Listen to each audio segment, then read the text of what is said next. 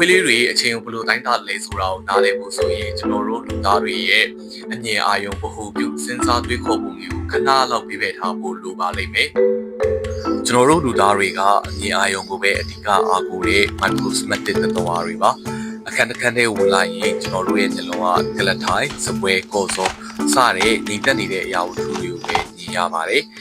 ဒါပေမဲ့ခွေးတစ်ကောင်အတွက်တော့အဲ့ဒီခန်းကမငြိမ်သက်နေပါဘူးသိပ္ပံပညာရှင်အလက်ဇန်ဒရာကအရန်စိတ်ဝင်စားဖို့ကောင်းတဲ့အချက်တစ်ခုကိုထောက်ပြထားပါတယ်ခွေးအတွက်အဲ့ဒီခန်းကလှုပ်ရှားသက်ဝင်နေတဲ့ chemical narratives ဒါမှမဟုတ်ဓာတုဗေဒဆိုင်ရာစကားတွေပြည့်နှက်နေတဲ့နေရာတစ်ခုပါ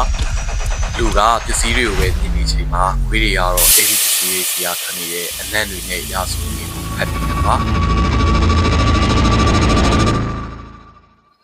ဥပမာတစ်ခုပြောပြရရင်ခွေးလေးတွေကိုလမ်းချောက်ခေါ်သွားတဲ့အခါကျွန်တော်တို့စိတ်ထဲမှာငါခွေးလေးကိုကိုလက်လောက်ချအောင်လမ်းချောက်ပြီးနေတာပဲလို့ထင်ကောင်းထင်နေပါလိမ့်မယ်။ဒါပေမဲ့ခွေးအတွက်တော့ငါကလမ်းချောက်တာမဟုတ်ပါဘူး။ information gathering လို့ခေါ်တဲ့ပြင်ထန်တဲ့သတင်းအချက်အလက်စုဆောင်းမှုကြီးပါ။သူကလမ်းဘေးကသတင်းကြောက်ခဲတစ်လုံးမှကြံခဲ့တဲ့အခြားတိရစ္ဆာန်တွေရဲ့ကျန်းမာရေးအခြေအနေအဲ့ဒီနေရာကိုလူတွေဘယ်ချိန်ကဖြတ်သွားခဲ့တယ်လဲဆိုတဲ့ temporary history အချိန်ကာလဆိုင်ရာသမိုင်းကြောင်းကိုအသိချင်းပေါ်ထုတ်နေတာဖြစ်ပါတယ်။အကြောင်းခွေးတစ်ကောင်အတွက်အနံ့ခံနေဆိုတာအစားအသောက်ချရုံတော့ပဲသုံးတဲ့အပိုဆောင်အာရုံမဟုတ်ပါဘူး။အနံ့ဆိုတာသူတို့အတွက်ဒီလောကကြီးရဲ့နေရာလက်နဲ့အချိန်ကိုနားလည်အောင်ဘာသာပြန်ပေးတဲ့အခြေခံအကျဆုံးမှန်မှုတစ်ခုပဲဖြစ်ပါတယ်။